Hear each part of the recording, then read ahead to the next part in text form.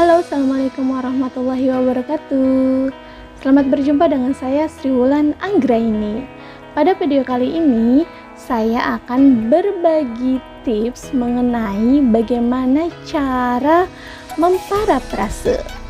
Nah, kali ini cara memparafrasenya itu dengan sistem online. Yuk kita simak videonya.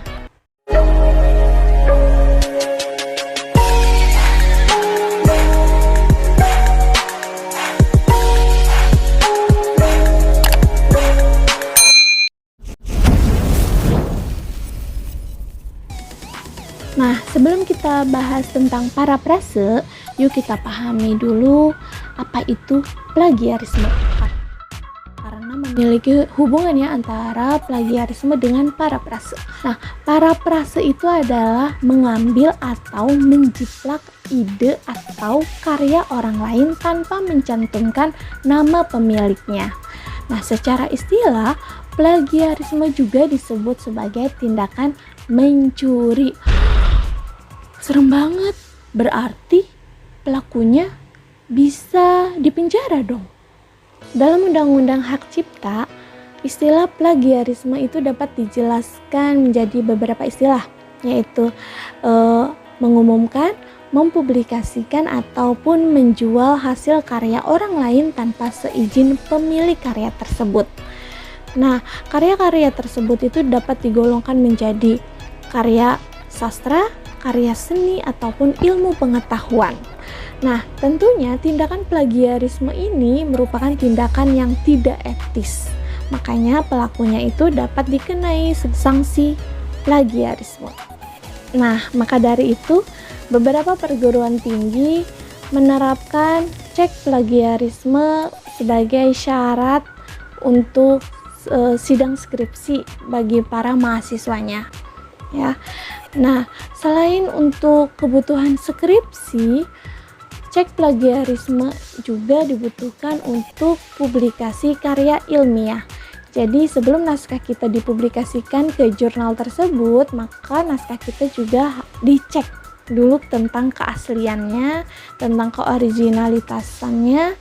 Ya, jangan sampai naskah kita mengambil karya orang lain tanpa mencantumkan nama orang lain. Nah, itu nanti naskah kita tidak akan dipublikasi, naskah kita tidak akan diterima oleh jurnal tersebut.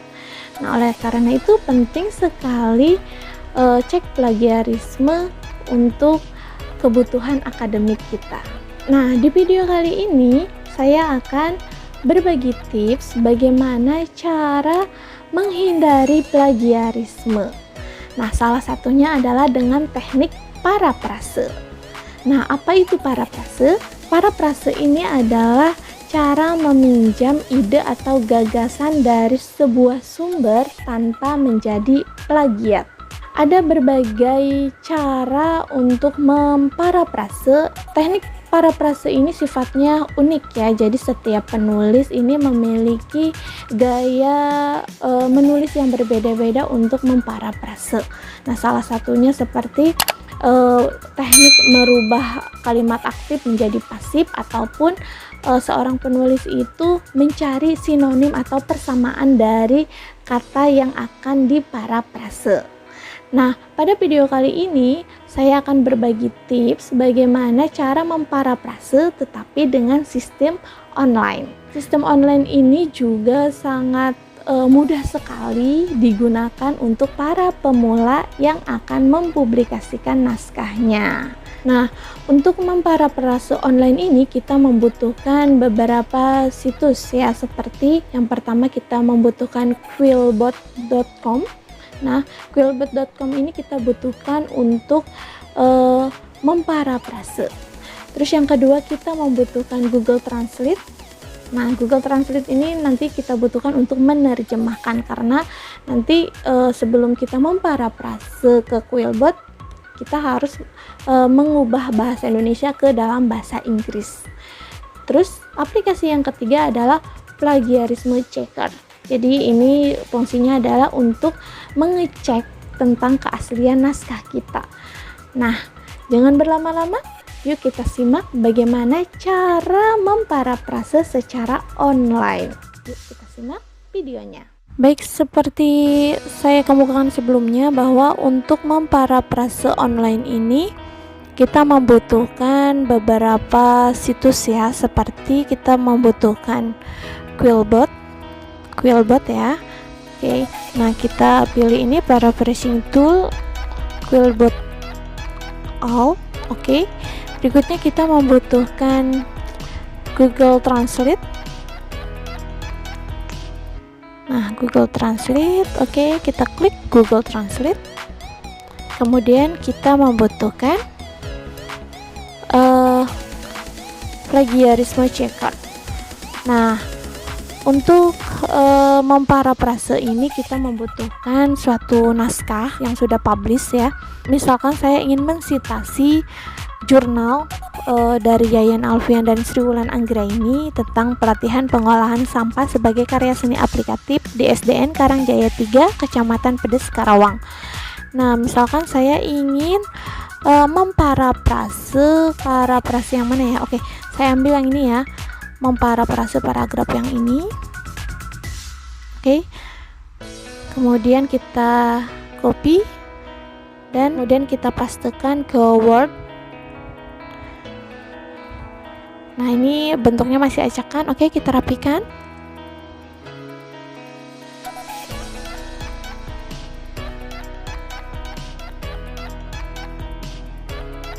Nah, baik, saya bacakan. Seni rupa terapan merupakan karya seni yang tidak hanya digunakan sebagai hiasan atau pajangan saja di rumah, namun dapat memberikan manfaat lain bagi kehidupan sehari-hari. Karya seni terapan ini lebih cenderung dibuat untuk memenuhi kebutuhan manusia.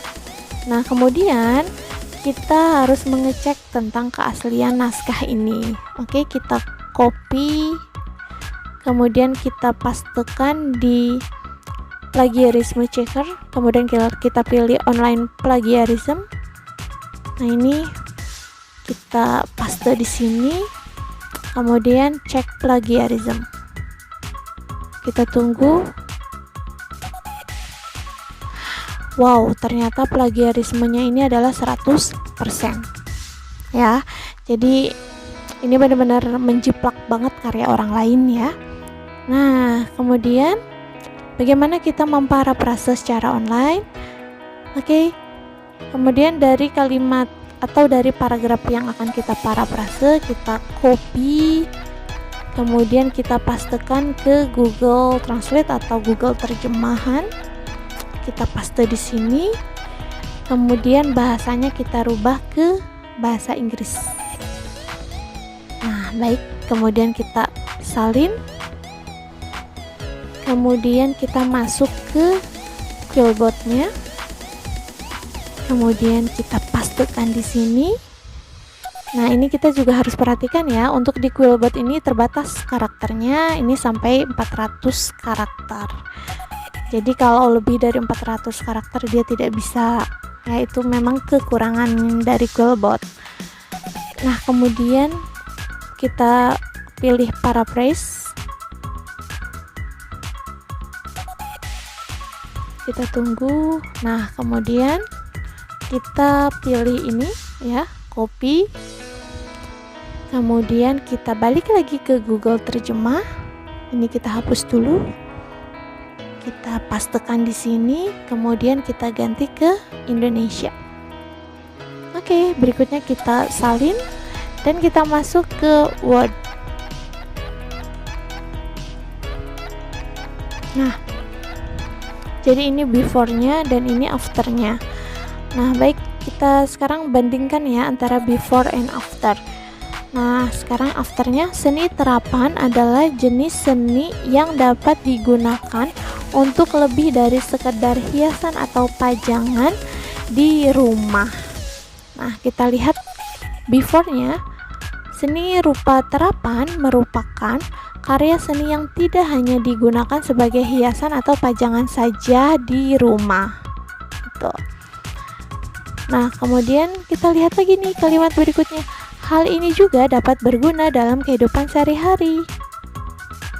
karya seni terapan ini lebih mungkin diciptakan sebagai tanggapan atas kebutuhan manusia. Oke, kita lihat before-nya. Namun dapat memberikan manfaat lain bagi kehidupan sehari-hari. Karya seni terapan ini lebih cenderung dibuat untuk memenuhi kebutuhan manusia. Nah, kemudian di sini kan ada tanggapan ya. Ada kata tanggapan ini kalau memang kurang relevan dengan konteks bahasa, maka kita bisa merubahnya ya. Nah, karya seni terapan ini lebih mungkin diciptakan untuk memenuhi kebutuhan manusia ya. Ini kita ganti aja. Untuk memenuhi kebutuhan manusia. Nah, kemudian kita cek paragraf ini di plagiarism. Checker plagiarism. Oke, kita pilih online plagiarism yang tadi sebelumnya 100% ya. Kita cek paragraf ini keunikannya berapa persen, kemudian kita pilih cek plagiarism. Nah, ternyata uniknya itu adalah 78% dan plagiarismenya ini adalah 22%. Nah, ini sangat signifikan sekali ya perbedaannya. Yang tadi 100% plagiarismenya, sekarang sisa 22%. Nah, kemudian kita klik view reportnya untuk mengetahui kalimat mana saja yang plagiarism. Oke, kita tunggu beberapa saat. Nah, ini kalimat ini ya. Berguna dalam kehidupan sehari-hari. Terus karya seni terapan untuk memenuhi kebutuhan manusia. Nah, ini juga bisa kita ganti kalimat ini.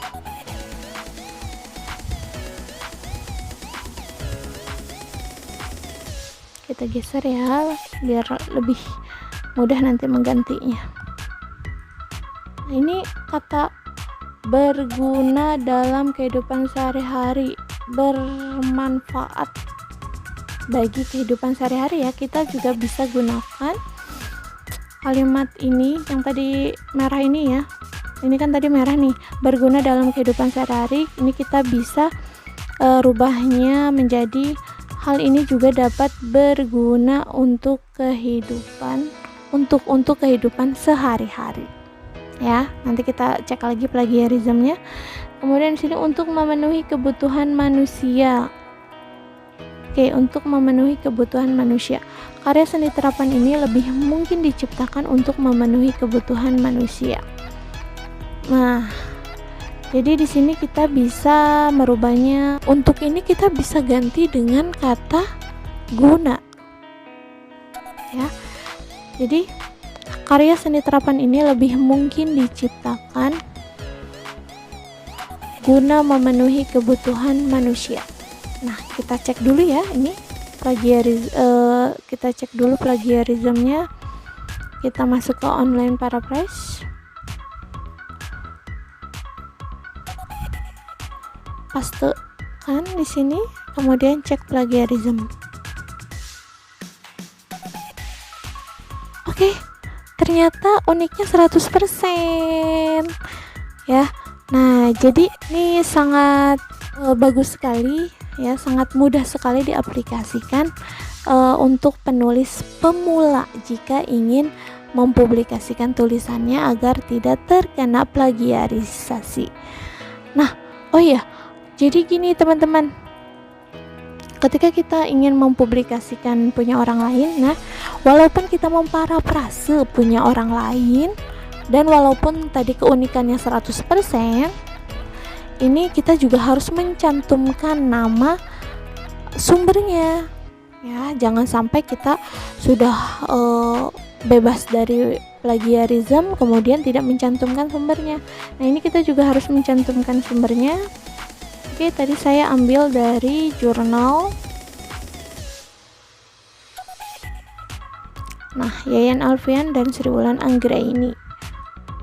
Maka kita ambil di sini Alfian Y dan Anggraini SW. Ya, kemudian koma, tahun berapa? 2017. Kemudian kita mengambilnya di halaman ke berapa? Oke, di halaman 52. Nah, jadi begitu teman-teman untuk memparafrase dengan sistem online. Ya, selamat mencoba. Semoga bermanfaat video kali ini dan sukses selalu. Terima kasih. Jangan lupa like and subscribe.